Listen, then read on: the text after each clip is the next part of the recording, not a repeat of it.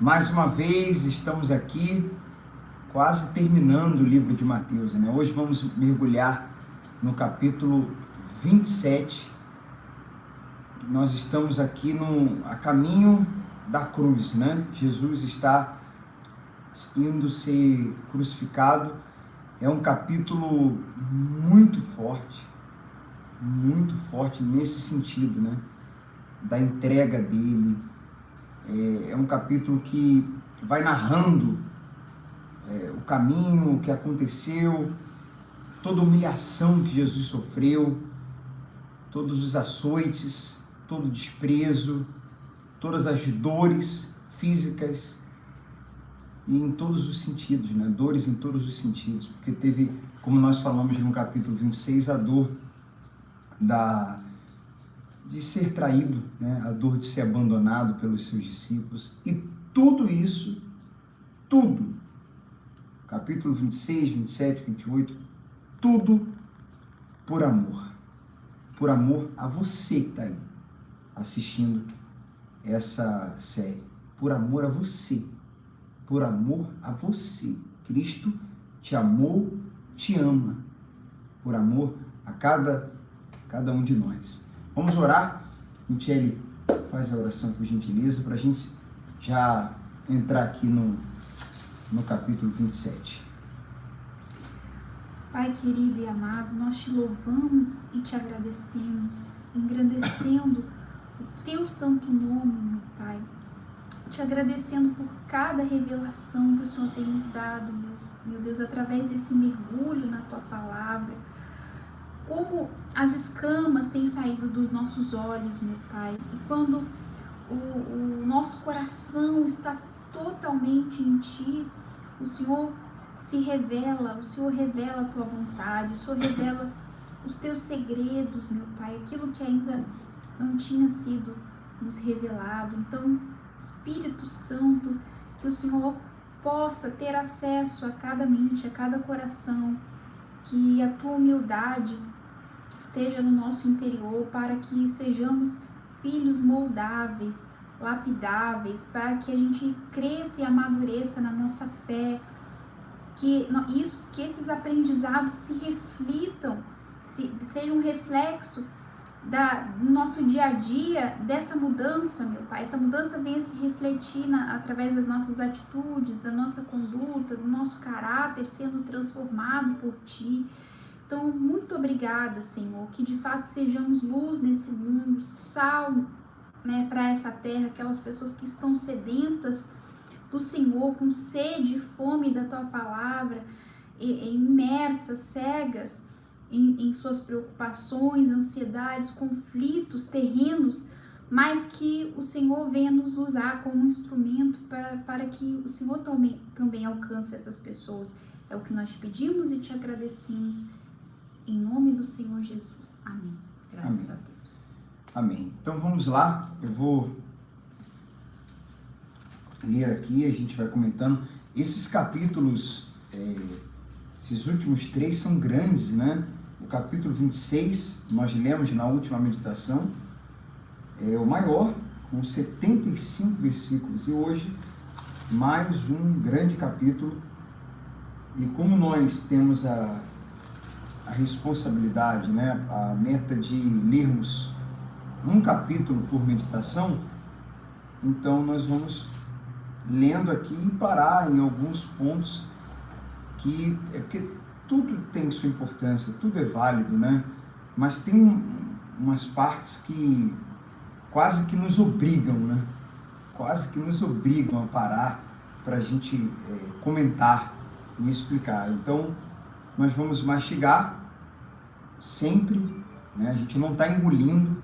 Essa série aqui não é para engolir a Bíblia, lendo rápido e sem refletir em nada, sem respeitar os pontos e vírgulas. A gente não engole, a gente mastiga sempre. Mas quando o capítulo é muito grande, a gente mastiga, digamos que não tão devagar, mas a gente mastiga bem, tá bom? É assim que a gente vai aqui novamente no capítulo 27. Então eu vou começar lendo aqui. Jesus é levado ao governador romano. De manhã cedo, os principais sacerdotes e líderes do povo se reuniram outra vez para planejar uma maneira de levar Jesus à morte. Então o amarraram, o levaram e entregaram a Pilatos, o governador romano. Lembra que a gente já falou aqui sobre os sistemas que estavam juntos contra Jesus, que era uma ameaça a esses sistemas? Sistema econômico, político, religioso. E aqui eles estavam, olha só, os principais sacerdotes, homens religiosos, o sistema religioso junto com o político, governador romano, Pilatos. Tudo porque Jesus era uma ameaça, né? E a gente vai ver aqui mais para frente uma coisa que é interessante. Lá no finalzinho do capítulo, na crucificação, uma das coisas terríveis que fazem com Jesus, terríveis, que ele sofre por amor a nós, é uma coroa que é colocada na sua cabeça, escrita como deboche, mas como também uma profecia, né? Um cumprimento, uma testificação de uma verdade, né? Mas na cabeça deles uma ironia. Jesus, o rei dos judeus. É isso que deixava esses sistemas, as pessoas que faziam parte deles, extremamente, deu uma pausa aqui, extremamente, eu acho que vai ter que colocar ali, né? Vamos seguindo, se novamente acontecer, a gente pode. Extremamente revoltados, com muita raiva e ódio de Jesus, porque ele era o rei dos judeus. E esses homens, muitos desses homens, se consideravam reis, se consideravam senhores. E é muito difícil entrar na cabeça deles que eles não eram isso. E que Jesus, que veio, que tinha todos os poderes, que tinha o poder para estar acima de todos esses poderes, todos esses, absolutamente, mas que abriu mão de sua divindade, abriu mão de todo o seu poder que ele poderia manifestar para vir em forma humana e de forma simples. Não só veio como homem, mas veio com toda a simplicidade, no seu jeito de ser, de todo o contexto. Quando a gente fala de simplicidade, tem todo um contexto. Onde ele nasceu, como ele era, como andava, como vestia, com quem ele conversava. Simplicidade. Jesus era simplicidade. Então, como alguém tão simples,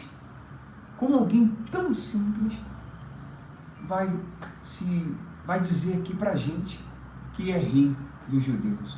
Que lá no início do capítulo de Mateus, a gente leu, né, que os magos vieram dizendo, nós viemos aqui para ver o rei dos judeus, o menino que nasceu.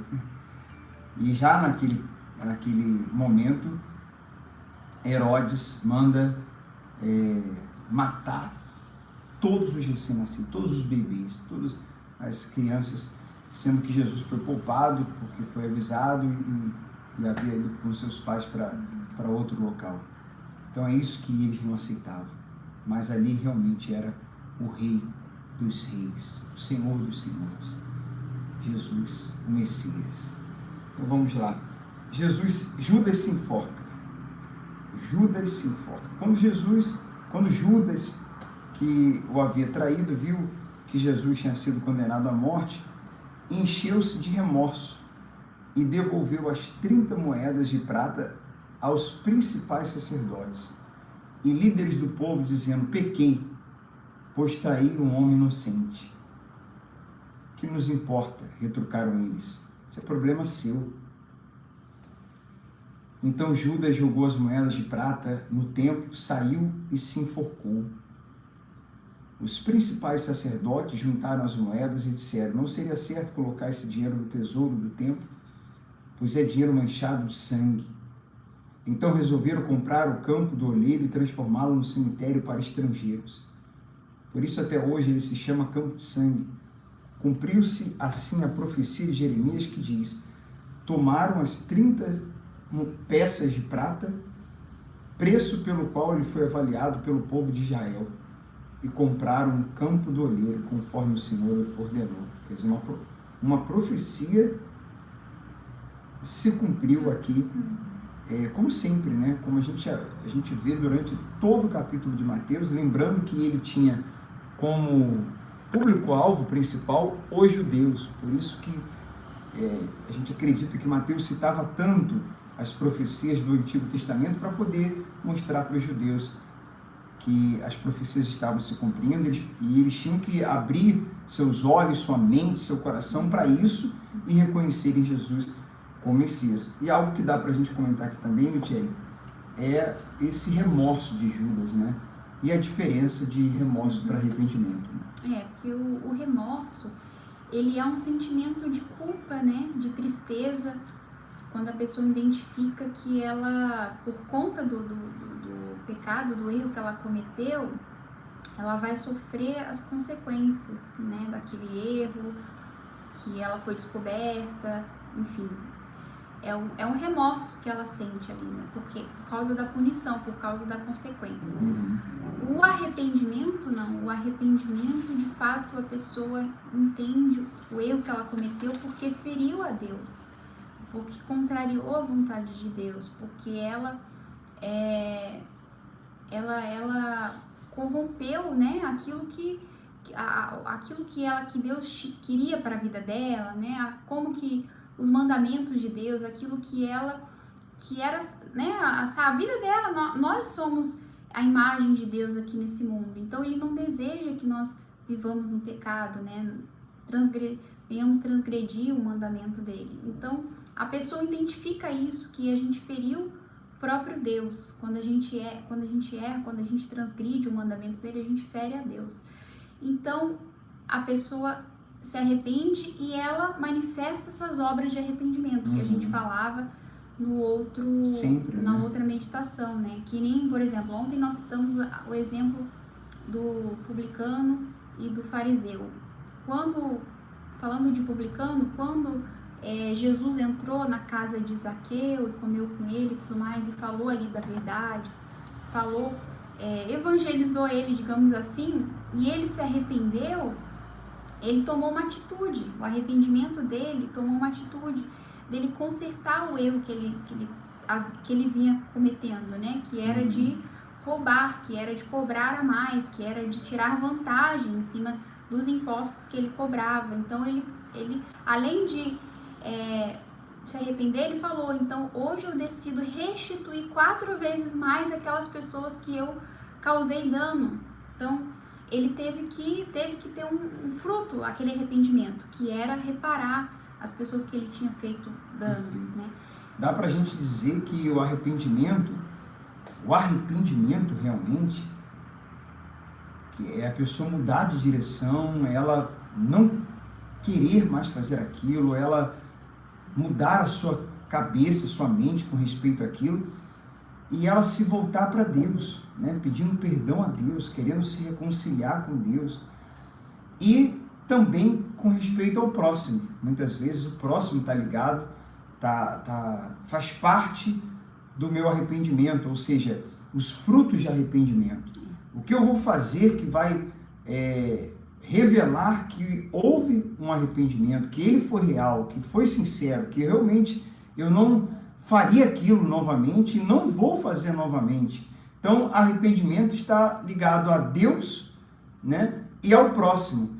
Já o remorso é o que a Michele falou, resumindo, né, está ligado à pessoa apenas a pessoa, preocupada com muitas vezes sua reputação, preocupada com as consequências que ela vai sofrer pelo erro que ela cometeu. Então não está preocupada com Deus, o que ela fez contra Deus, e nem com o seu irmão, o seu próximo. Ela está preocupada com o que ela vai sofrer. Então ela está se sentindo muito culpada, ela está com remorso, mas não é sobre Deus, nem sobre o próximo. Ou seja, não está ligado aos 2 maiores mandamentos. Ela não está sentindo por causa de um amor que ela tem a Deus e ao próximo. ela está sentindo pela preocupação consigo mesma, né? E a gente tem que sempre lembrar, o arrependimento tem um preço. Eu tenho que me desviar daquele caminho que eu estava trilhando e assumir as consequências daqueles atos, seja qual for, seja se eu tiver que não me importar com a minha reputação, seja vencer o medo, né, do que as pessoas vão pensar, do que as pessoas vão achar, perder, exatamente, o marido ou a esposa que trai o cônjuge, né, ele identificou que aquilo era um erro, mas omitiu aquilo, não falou, não foi sincero. Então aquilo vai acompanhar na consciência dele pro resto da vida. Enquanto ele não tomar uma atitude de contar, de falar, de realmente mostrar que houve um arrependimento, esse pecado, digamos assim, que foi cometido com a outra pessoa ainda não foi perdoado totalmente. Eu preciso me consertar com aquela pessoa que eu errei e aí sim estar disposto a enfrentar as consequências. Se a pessoa vai me perdoar ou não, se vai permanecer comigo ou não, mas eu tenho que fazer o que tem que ser feito. Quando eu tomo conhecimento de algo, eu tenho que ir até aquela pessoa e quando eu identifiquei que eu errei com a outra pessoa, eu tenho que ir lá até outra pessoa e me consertar com aquela outra pessoa. Tem que ter os frutos de arrependimento, tem que ter fruto. Não é algo teórico, falado. Falar é fácil, né? Tem que ter frutos. Se houve arrependimento, esse arrependimento tem frutos que o evidenciam, que testificam. O julgamento de Jesus diante de Pilatos. Agora Jesus estava diante de Pilatos, o governador romano, que lhe perguntou aquilo que a gente falou agora há pouco, né?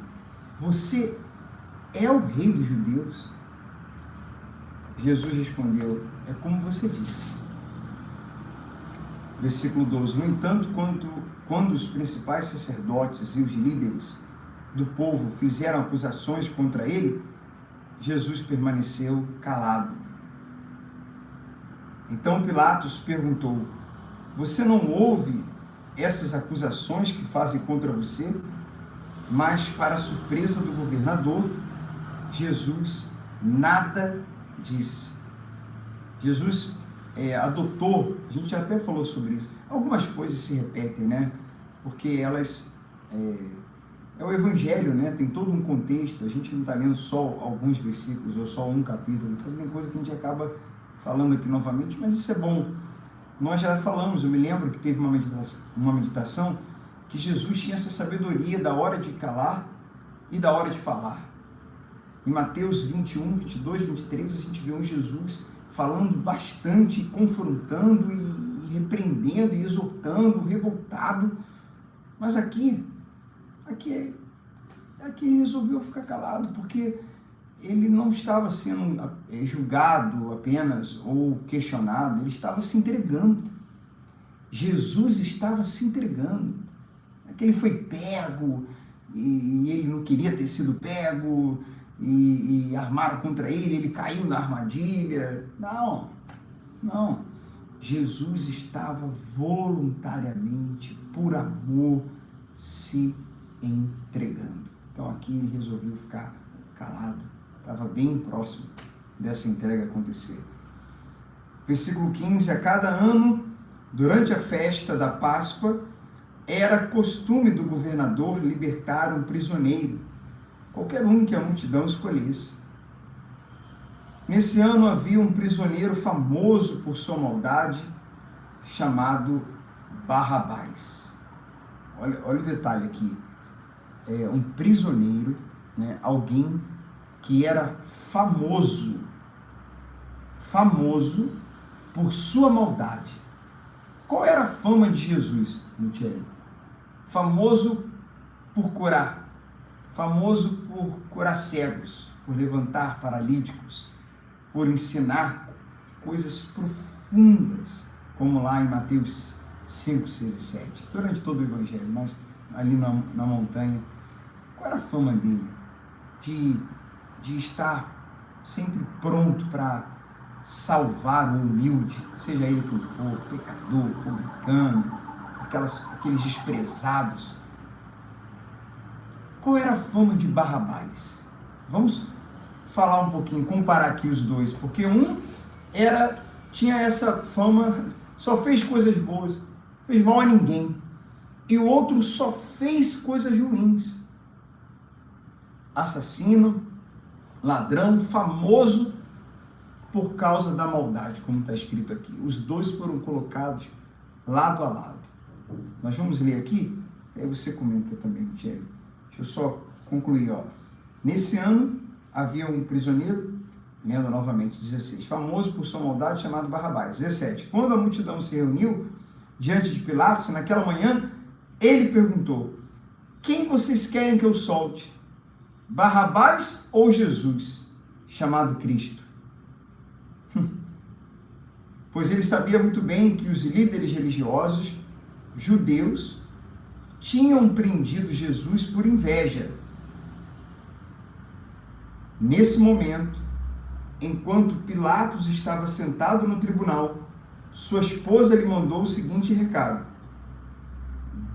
ainda teve um sinal, né? Deixe esse homem inocente em paz.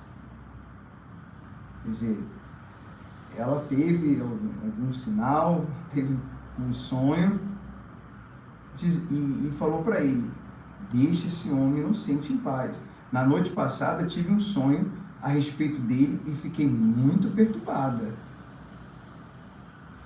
Versículo 20. Enquanto isso, os principais sacerdotes e os líderes do povo convenceram a multidão a pedir que Barrabás fosse solto e Jesus executado. Interessante que há uma semana, menos de uma semana atrás, essa multidão, a multidão havia recebido Jesus dizendo: Hosana, bendito, bendito aquele que vem em nome do Senhor. Com licença, gente. Mas agora a multidão estava dizendo: crucifica. Mas aqui está o motivo. No versículo 19, aliás, no versículo 20, os principais sacerdotes e líderes do povo convenceram a multidão a pedir que Barrabás fosse solto. Quer dizer, eles manipularam, convenceram a multidão para pedir que Barrabás fosse solto e Jesus executado. Então o governador perguntou outra vez: qual dos dois vocês querem que eu lhes solte? E a multidão gritou em resposta: Barrabás. Pilatos perguntou: e o que farei com Jesus, chamado Cristo? Crucifique-o, gritou a multidão. Por que? Quis saber Pilatos. Que crime ele cometeu? Mas a multidão gritou, não tinha crime, não tinha que falar, não tinha argumento. Então a multidão não respondeu a pergunta dele, apenas gritou ainda mais alto: crucifique-o. Pilatos viu que de nada adiantava insistir e que um tumulto se iniciava. Assim mandou buscar uma bacia com água, foi omisso aqui, lavou as mãos diante da multidão e disse: estou inocente do sangue deste homem. A responsabilidade é de vocês. Todo o povo gritou em resposta: que nós e nossos descendentes sejamos responsabilizados pela morte dele. Eles nem sabiam, nem tinham noção, mas que aqui era algo bom isso, Graças a Deus que essa responsabilidade, que esse sangue vem sobre nós, porque ele nos lava, e ele que nos livra da condenação. Então Pilatos lhe soltou Barrabás e depois de mandar açoitar Jesus, entregou para ser crucificado. Bem, a gente pode comentar aqui, Michele, o fato de que o Barrabás somos nós. Barrabás representa você, eu e todos que acompanham essa meditação. E depois a gente pode comentar também aqui sobre essa questão, da multidão, essa escolha, essa manipulação dos líderes e qualquer outra coisa também que você queira comentar aí. Pode falar. Estou falando muito. Estou lendo hoje. Não, aí era um plano de Deus, né? Então, na verdade, tudo isso aconteceu para que se cumprisse a profecia. Então, o povo meio que estava cego, eles não estavam conseguindo enxergar que ele era o Messias, o Filho de Deus, apesar de terem visto tudo o que viram, né? Apesar de terem presenciado os milagres, tudo que Jesus havia feito, mas Deus os fez de cego até aquele momento ali, os fez para que a profecia se cumprisse. Então tudo era um plano, tudo era um propósito. A gente já comentou outras vezes, se Jesus quisesse, ele poderia se livrar dessa situação, ele poderia, como ele falou lá, que ele clamaria o Pai, viria legião de anjos e o livraria, né? Mas era tudo um propósito. Então o povo estava ali, é como se estivesse representando mesmo Deus, né? Falando, solta Barrabás. Era ali, naquele momento ali, Deus estava usando o povo para fazer com que a promessa, isso foi bom, profecia, né? se cumprisse. Isso foi bom, isso era o próprio Deus dizendo, ó, solta Barrabás, porque Barrabás representa a humanidade. Barrabás representa todo o povo. E eu estou dando o meu filho, como o Michele falou, isso é um propósito, isso é um plano, estou dando o meu filho para livrar Barrabás. Porque se é um ou outro, então vai meu filho. Por isso que esse é o entendimento que a gente tem que ter. A gente não lê assim, esse Barrabás aqui, né? Ou esse povo é muito mais profundo do que isso, né? Do que ler e falar, esse povo aqui está tudo errado, absurdo, essa escolha. Que escolha é essa que o povo fez? Que povo burro, que povo ignorante, que falta de gratidão. Não, esse entendimento aqui que Michele falou, Deus é soberano. Estava no controle de Deus. Nada tinha perdido o controle ali. Perfeito. Ali tinha que acontecer o que tinha que ter. Muito forte isso. Tinha que ser feito, né? Muito forte isso. E nós, então, somos esse Barrabás. Nós somos esse Barrabás. E uma outra coisa também, na hora que eu ia falar aqui, que a gente comentaria sobre isso, e estava fugindo a outra coisa que a gente leu antes de começar a gravar aqui, de fazer esse vídeo, é a omissão. Isso é um ponto que vale a pena a gente comentar, ainda que rapidamente. A omissão não nos faz inocente. Na cabeça de Pilatos, ele está lavando as mãos e dizendo, ó, é com vocês. É com vocês. Então, além dessa questão que Deus estava no controle, que era um plano, mas a gente precisa refletir nisso. O fato de nos omitirmos não nos faz inocente. Não nos faz. Ele pensa que está se livrando, né, lavando suas mãos, mas ele está se tornando cúmplice. Porque ele tinha identificado, né? Sim. Que ele era inocente. E a esposa teve um sonho, falou com ele estava percebendo que não tinha culpa. O poder estava nas mãos dele, né? Então ele tinha identificado e poderia, né, realmente tomar uma atitude. Ele tinha o poder nas mãos. Mas muitas vezes, refletindo, né, na nossa vida, que às vezes a gente vê alguma situação e a gente tem o poder, né, de fazer algo, né, para mudar, e a gente se omite, né, a gente se cala, a gente fica de braço cruzado. Não, mas aí é eles que estão fazendo, não sou eu, né? E isso não nos isenta da responsabilidade, né, do poder que a gente tem, né? A omissão tem uma forte ligação com a cumplicidade. Essa que é a verdade. A omissão tem uma forte relação com a cumplicidade. E a gente, pela misericórdia de Deus, nós podemos falar isso com propriedade, né? Com propriedade. Deus sabe. Vamos lá. Versículo... Nós paramos no 27 agora. A morte e o sepultamento de Jesus. Alguns dos soldados do governador levaram Jesus ao quartel e chamaram todo o regimento. Tiraram as roupas de Jesus e puseram... Gente, de agora em diante, leia, desculpa cortar aqui no meio da leitura, leia e ouça com o seu coração aberto, sabe? Usando sua imaginação, usando sua mente, se colocando no lugar ali de Jesus. Leia, ouça, abrindo o teu coração para o amor de Jesus, para a gratidão, porque o que a gente vai ler de agora em diante aqui realmente muito, muito forte. Alguns dos soldados então levaram Jesus ao quartel, chamaram todo o regimento, versículo 28, tiraram as roupas de Jesus, puseram nele um manto vermelho, versículo 29, teceram uma coroa de espinhos e a colocaram em sua cabeça, em sua mão direita puseram um caniço, como se fosse um cetro, ajoelhavam-se diante dele e zombavam: salve, rei dos judeus. Cuspiam nele, tomavam-lhe o caniço da mão e com ele batiam em sua cabeça. Quando se cansaram de zombar dele, depois de tanto zombar, né? Quando se cansaram de zombar, quer dizer, zombaram demais, tiraram o manto e o vestiram novamente com suas roupas. Então o levaram para ser crucificado. Então teve todo um processo, não foi rápido. Foi uma crucificação, uma morte lenta,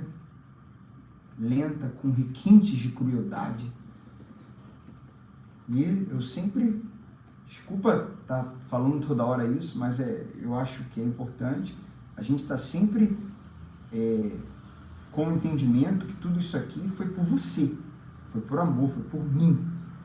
Eu gosto até de usar, talvez você já tenha reparado que nos cultos, lives, a gente gosta muitas vezes, de tirar do plural e colocar no singular, que foi pela humanidade, foi por todos nós. Sim, claro, foi por todos nós, isso é forte também. Mas a gente precisa trazer para nós, sabe? Foi por mim. Porque quando eu digo assim, foi por mim, quando eu digo no singular, não no plural, foi por mim, desperta em mim uma responsabilidade. Né? Como que eu vou corresponder a isso? E agora? O que eu vou fazer com essa realidade, com essa verdade, com esse amor infinito que eu recebi?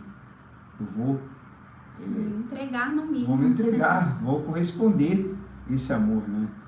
E a crucificação, versículo 32. No caminho encontraram um homem chamado Simão de Cirene e os soldados o obrigaram a carregar a cruz. Então saíram para um lugar chamado Gólgota, que quer dizer lugar da caveira. Os soldados lhe deram para beber vinho. Vamos comentar esse versículo aqui, que fala do vinho misturado com fel. Os soldados lhe deram para beber vinho misturado com fel. Mas quando Jesus o provou, recusou-se a beber.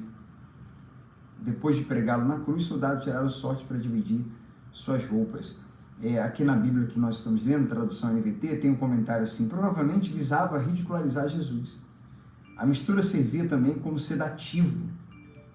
Talvez Jesus a tenha rejeitado a fim de sofrer totalmente por nossos pecados. Fel, também conhecido como absinto, é um narcótico amargo feito de óleo de artemisia. Quer dizer, a dor já estava enorme, né? A dor já era terrível. E aí ele prova, rejeita, e essa é uma das interpretações de que ele estava ali para sentir mesmo todas essas dores. Porque o vinho com fel, para os homens que seriam crucificados, era como um anestésico, sim, né? Que eles recebiam para não sofrerem tanto, né? A crucificação e tal. Então, os soldados davam esse vinho. Só que Jesus provou e identificou o que era e rejeitou, né? Ou seja, ele não queria se anestesiar aquela dor, não queria se abster, ele tinha que sentir toda a dor para que o sacrifício fosse perfeito, né? E aí está uma reflexão, né, também da lógica, né, da cruz, né, do sacrifício, da nossa vida, de negar o nosso eu, as nossas vontades, que são contrárias à de Deus em algumas vezes, né? Principalmente aquela de se abster do que é necessário, da dor, do sofrimento, que muitas vezes a gente enfrenta, né, nas situações da vida, mas são essas dores que nos fazem, a gente tem refletido muito isso, né? Essas dores que nos fazem crescer, que nos fazem ser moldados, ser lapidados, e a gente não pode fugir do sofrimento quando é necessário, né? Nem se anestesiar dele, ou então tá passando por algum problema e ao invés de enfrentá-lo, de ter que passar ali a situação... Procurar fugir, né? Procurar fugir, procurar, né, evitar.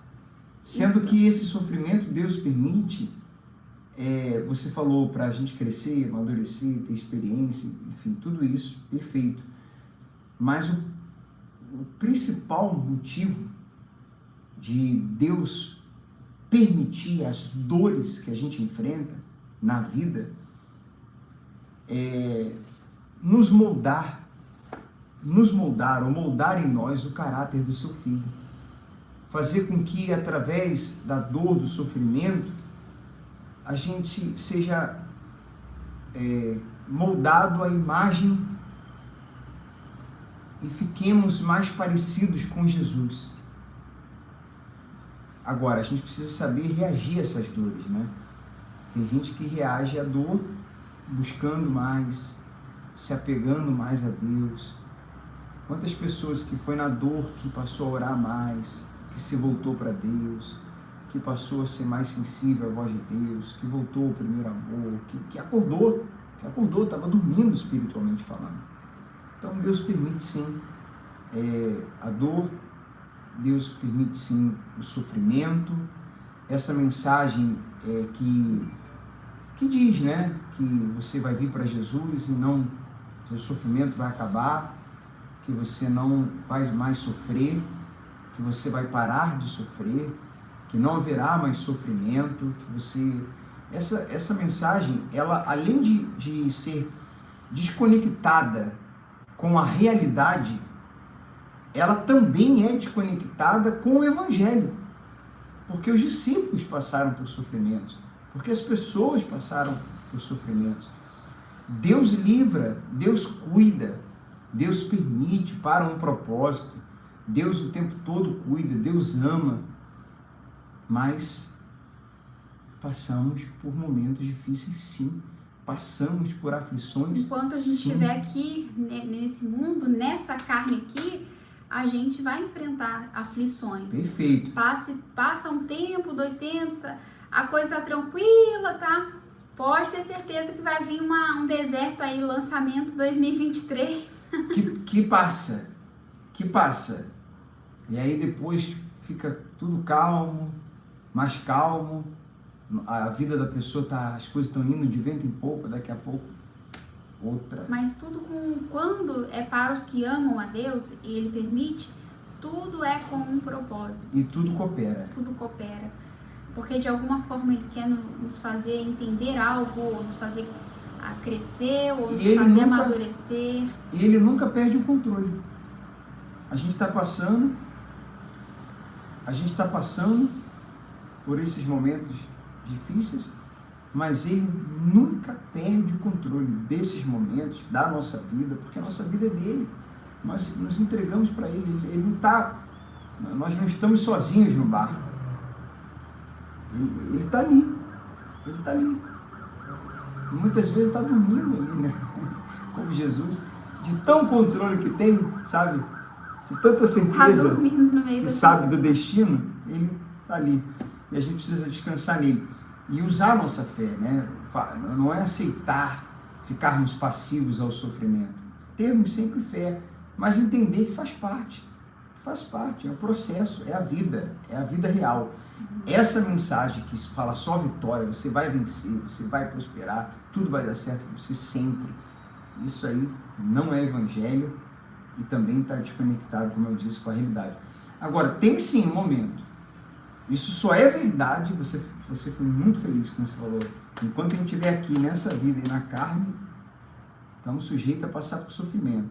Isso não significa que a gente está com maldição, está sendo castigado, está endemoniado, que a gente deu brecha para o diabo. todo mundo passa por situações difíceis. No mundo tereis aflições, mas tem de bom ânimo, porque eu venci o mundo. Porém, vai chegar o dia que todas as nossas lágrimas serão enxugadas. Essa é a nossa esperança, né? Essa é a nossa O esperança. triunfo que a gente aguarda, principal, não é aqui nessa vida, não são vencendo os problemas, as situações terrenas, que isso faz parte. Uma hora a gente vence, outra hora a gente, né, tá na luta, tá com o joelho no chão, tá buscando força para Deus, para suportar, para superar, para vencer. Mas vai chegar o dia que a gente vai ouvir: entra no gozo do teu Senhor. E aí você vai receber a recompensa, né, o galardão. Ali não haverá choro, não haverá mais dor, não haverá mais sofrimento. Então, como a nossa principal esperança de nós cristãos é essa, né? Por isso que a gente, mesmo passando por lutas, tem aquela música, né? Porque Ele vive, posso crer no amanhã. Um dia eu também vou viver, nós vamos viver eternamente com Ele.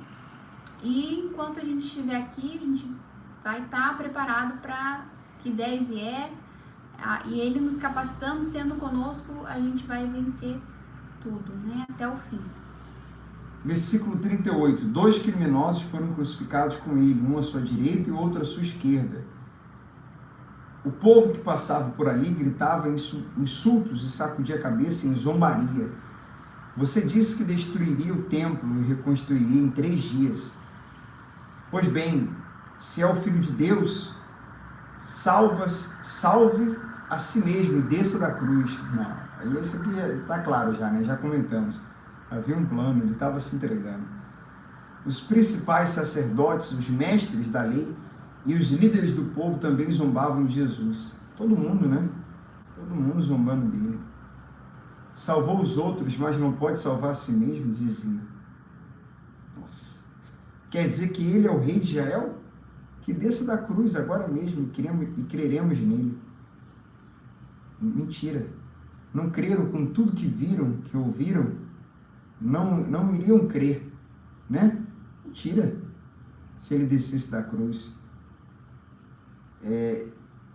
Engraçado você fazendo assim, concordando, mas né? Vocês concordam, gente? Eles iam crer.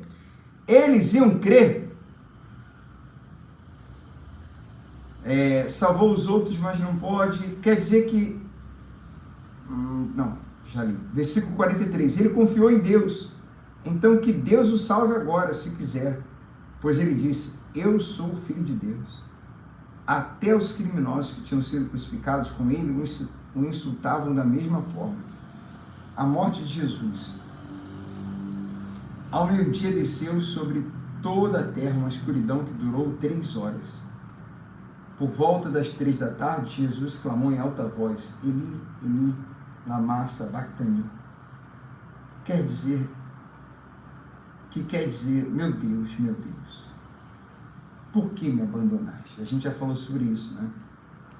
Nós falamos que ele, acho que foi no capítulo 27, né? Que todos os pecados estavam sobre ele, e a maior dor de Jesus foi no 27, não foi a crucificação em si, foi um conjunto, claro, espinho na cabeça, pregos nas mãos, crucificado, chicotada, abandono, traição da parte dos discípulos, da parte de Judas, enfim, tudo aí que ele... Exatamente. A Débora colocou exatamente, que seria a primeira vez que ele se separaria do Pai. Então isso a gente já comentou, mas valeu a pena relembrar, reforçar aqui, né? E paramos no versículo 47. Alguns dos que estavam ali pensaram que ele chamava o profeta Elias. Um deles correu, ensopou uma esponja com vinagre e a ergueu no caniço para que ele bebesse. Os outros, porém, disseram: espere, vamos ver se Elias vem salvá-lo. Então Jesus clamou em alta voz novamente e entregou o seu espírito. Essa questão dele clamar em alta voz e entregar o espírito revela a soberania, revela que ele estava no controle ali, que o Pai estava no controle do momento que a morte aconteceria. Naquele momento, a cortina do santuário, isso aqui é forte. Também já falamos sobre isso. Lá nas meditações, antes da gente entrar no capítulo 1 de Mateus, tem 7 meditações. E teve uma que a gente falou mais sobre isso aqui. Falamos bastante sobre isso, sobre o templo, sobre o véu, o que aconteceu na morte de Jesus. Tem uma meditação que fala sobre isso. Vale a pena dar uma olhada lá no início da série, hein, gente? Vale muito a pena. Mas vamos falar aqui rapidamente, porque agora nós estamos literalmente lendo um versículo, né, que fala a respeito. Naquele momento, a cortina do santuário do templo se rasgou em 2 partes, de cima até embaixo. É uma cortina extremamente grossa, a gente explicou isso, e não foi de baixo para cima, de cima para baixo. O próprio Deus foi que rasgou esse véu. A terra estremeceu, rochas se partiram, sepulturas se abriram, muito do povo santo que havia morrido ressuscitaram, saíram do cemitério depois da ressurreição de Jesus, entraram na cidade santa de Jerusalém e apareceram a muita gente. O oficial romano e os outros soldados que vigiavam Jesus ficaram aterrorizados com o terremoto e com tudo que havia acontecido. E disseram: olha isso aqui. Esse homem era verdadeiramente o Filho de Deus. Muitas mulheres que tinham vindo da Galileia com Jesus para servi-lo, olhavam de longe. Entre elas estava Maria Madalena, Maria, mãe de Tiago e José, e a mãe dos filhos de Zebedeu. As mulheres chamadas Maria, né? E aqui, depois que o santuário se rasgou, né, houve os primeiros gentios a reconhecerem, né, Jesus como Salvador, ali já a serem salvos, né? Então já começou a obra redentora ali. Naquele momento, isso aí já a cortina do santuário do templo tinha rasgado, e aí eles foram os primeiros a ter gentios, né, a ter acesso a Deus, porque eles creram em Jesus, né? Gente, então, só falar uma coisa aqui.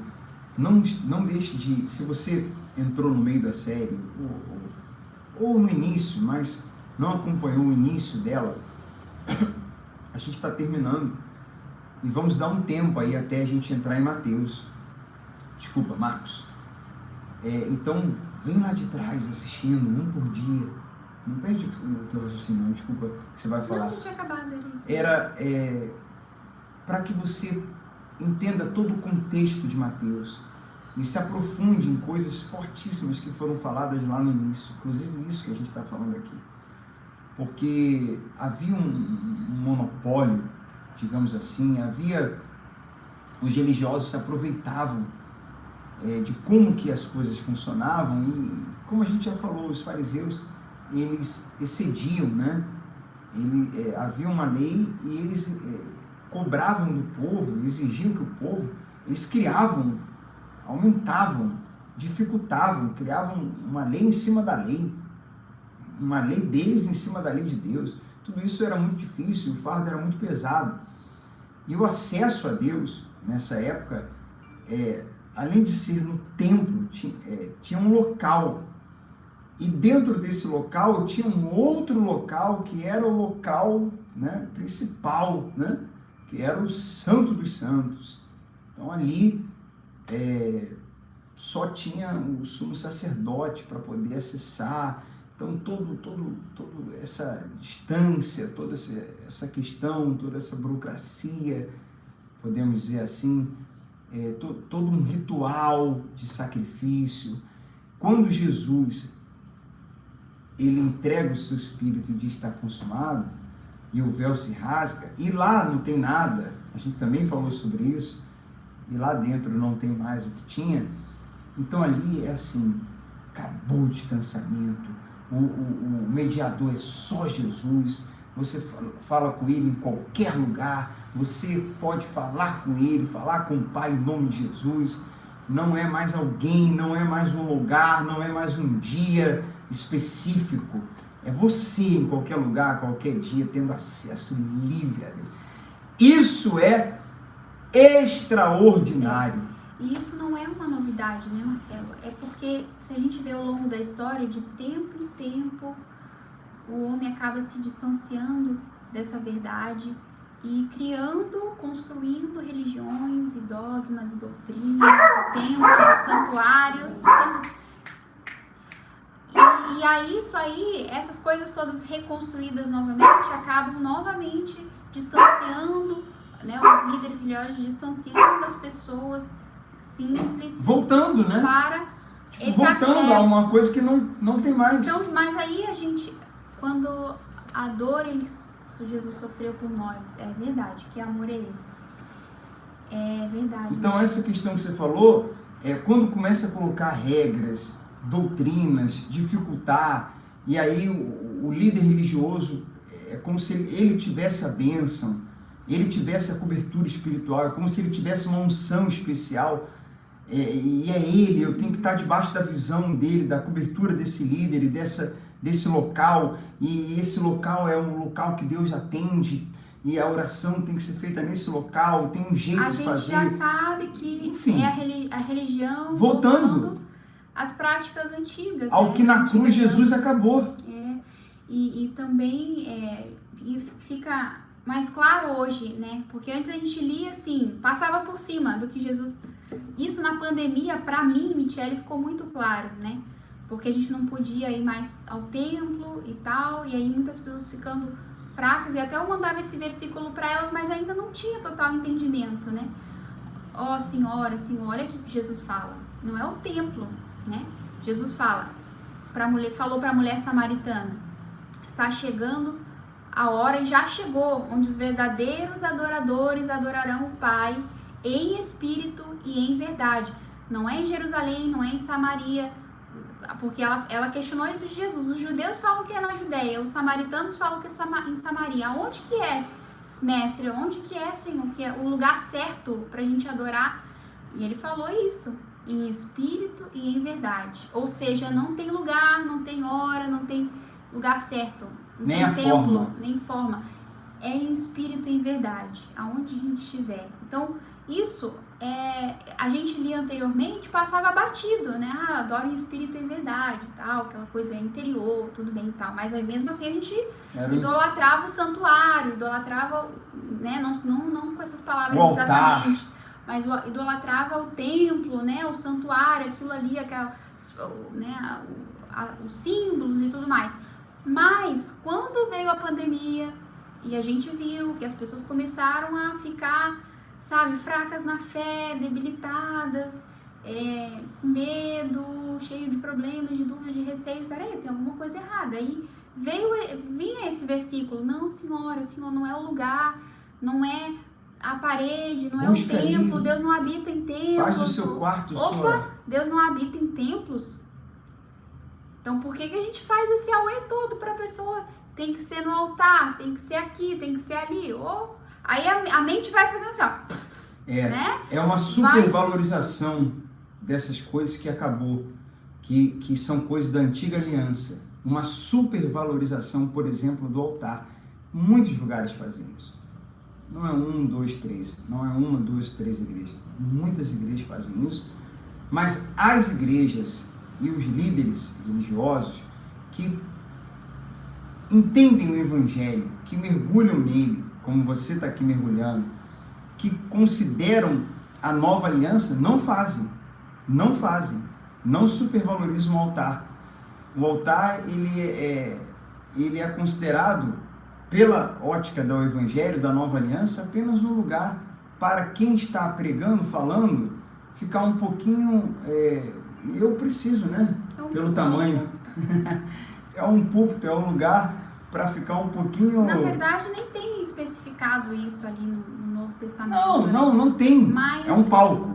Quando isso que eu quero dizer. Vê numa igreja, né, ali, o lugar mais alto, ele só é um palco, né, chamado o púlpito. Para visibilidade de quem está Exato, nada dando a mais. mensagem. Não é um lugar sagrado, não é um lugar ali que... Porque Jesus se fez, né, o Monte Calvário foi o último, definitivo e total altar de Deus, que foi o sacrifício perfeito de Jesus. Então hoje, esse altar é o nosso coração, né? Nós somos esse templo, o altar é o nosso coração, nós somos esse templo ambulante.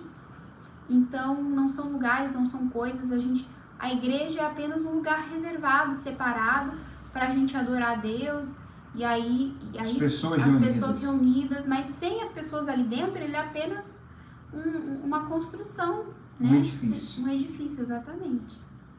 Então vamos finalizar.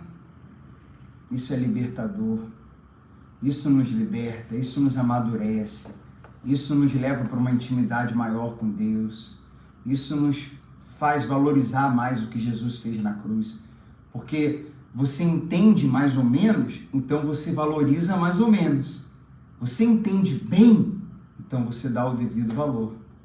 Isso. Aí a gente, muitos que se desesperaram contra as autoridades, né, que orientaram de forma correta a vigiarem, a não ficarem aglomerados.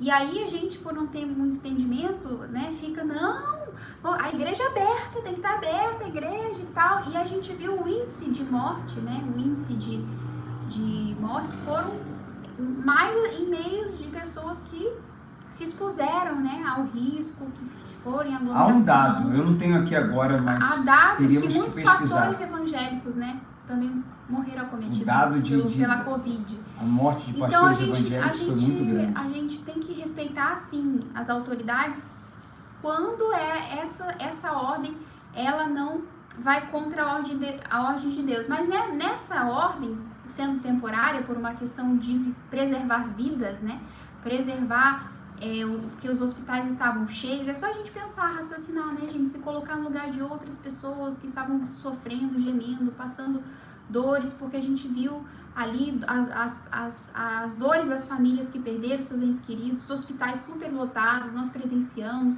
eram muitas pessoas pedindo orações e tudo mais, e ali era uma medida, né, para as pessoas não se aglomerarem, então era algo temporário, que bastava a gente confiar em Deus né, mas não ficava aquele desespero das pessoas contra as autoridades e protestando que a igreja tinha que ficar aberta. Mas não era algo contra a igreja, era algo em preservação às vidas, né? E esse desespero é o que revela o que a gente está dizendo.